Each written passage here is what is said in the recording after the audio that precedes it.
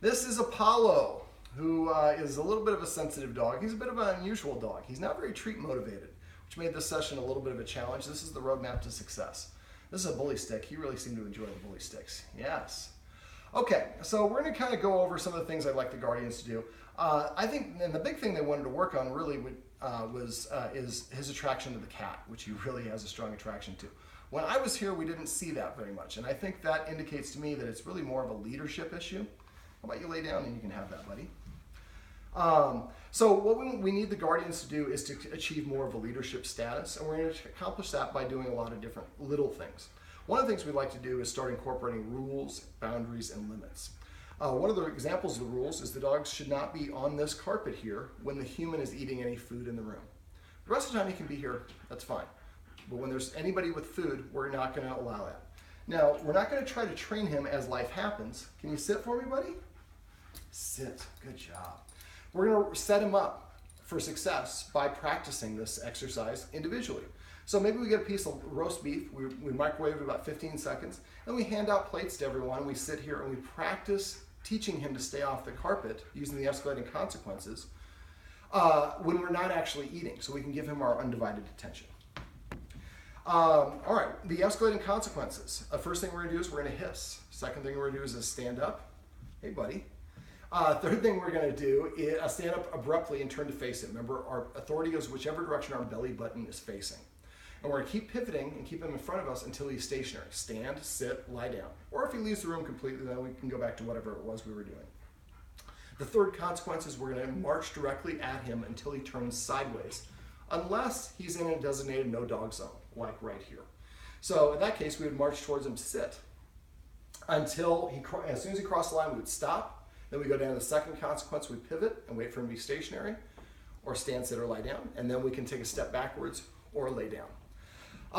We're also going to stop petting him profusely. I think he was getting so much affection that he almost took it for granted. So instead, we'd like to start petting him with a purpose. Here you go, buddy. If he nudges us, we're definitely not going to pet him. We're going to tell him to sit. As soon as he sits, we're going to pet him under his chin. We're just going to say the word sit. We're not going to say good dog unless he just happens to be laying there. We just want to deliver affection.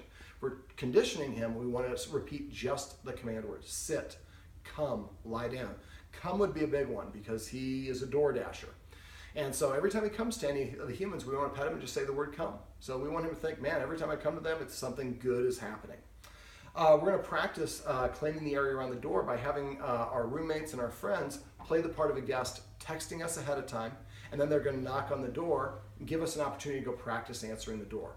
Remember, breaking the door down, and not just the door, but anything the dog has a problem with, we're going to break it down to small individual steps, help him practice each step. We're going to use positive reinforcement when he does the right thing.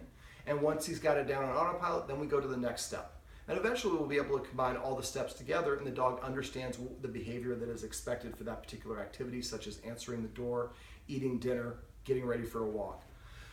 We'd like to see the dog walking a little bit more. A good idea might be to get him a doggy backpack. Get a good one, don't get a crappy one because they fall apart and you'll just have to turn around and spend more money. Put maybe 2 1-liter bottles on either side of him. It'll make the workout a little bit more efficient. At the same time, it'll also give him a job, which stops a lot of dogs from being distracted. Because he gets so excited for the leash, we'd like to go through the process of leashing him up at least 5 times for every one time that he does go out on a walk.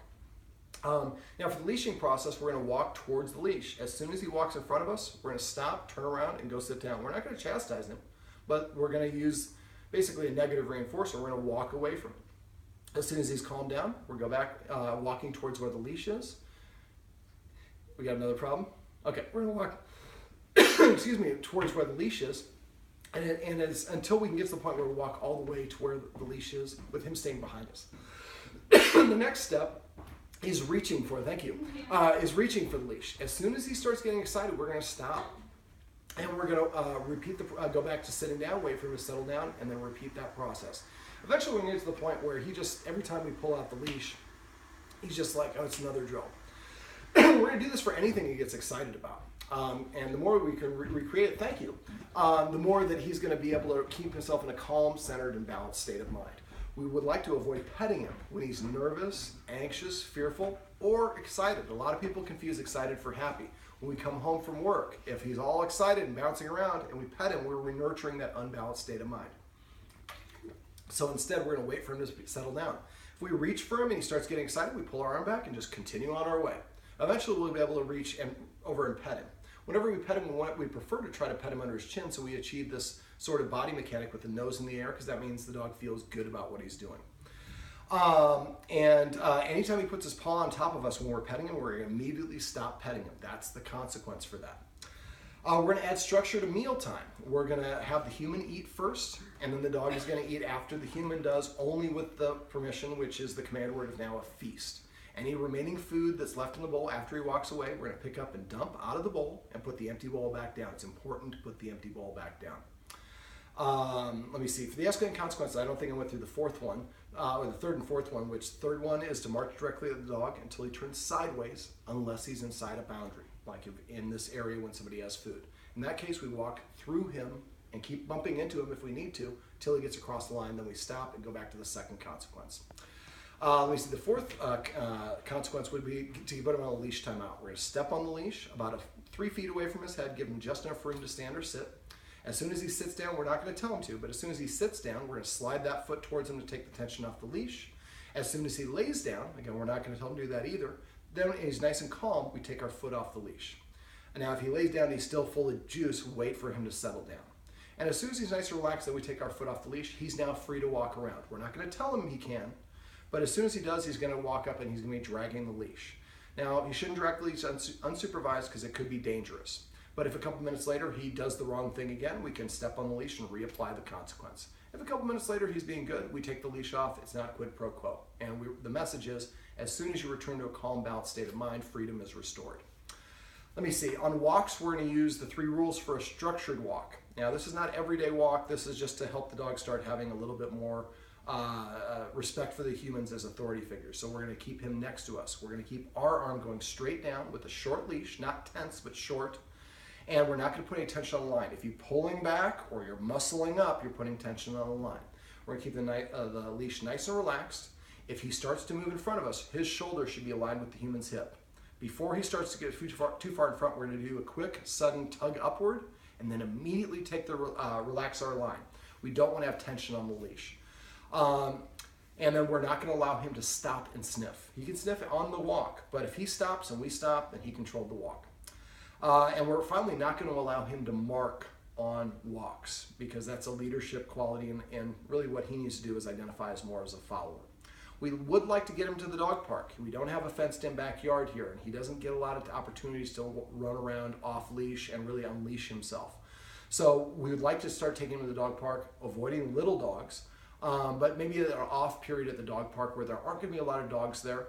And we're going to set him up for success by taking him for a long walk before we go to the dog park so that he's not full of energy. He's in the kennel a little bit longer than I would like, but because he has separation anxiety, it's something we're going to work on. We'd like to leave objects in the kennel with the door open. Now, these should be high-value edible objects like a bully stick, a marrow bone, things along those lines. Now, the marrow bone is very high value. But maybe a salmon skin, things along those lines that we were putting in there. At first we're going to put him in, so all he has to do is stick his head in, he can pick it up and walk out and chew it, and that's fine. After a while, we're going to put him so far in that he has to take one step in and retrieve the item and walk away. Eventually, he'll have to walk all the way into the back to get the item. When we get to the point where he will go all the way in the kennel pretty casually, at that point, then we'd like to have him start practicing being in the kennel while the human is in the room and still here with the door completely open. So we're going to use the escalating consequences by stepping in front of the kennel when we open the door, and we're going to block him from exiting with our legs. Then we're going to take a step backwards, pause. If he stays in put, we take another step backwards, and we'll repeat that process. At first, don't move too many steps away. Eventually, you should be able to sit on the couch and have the dog stay in the kennel with the door open and wait for the dog to LAY. The very second that he lies down, immediately give him the come command. And do that until he starts laying down consistently. What we're saying is, as soon as you surrender and relax, then you get to come out of the kennel. He should start adopting that behavior faster and faster.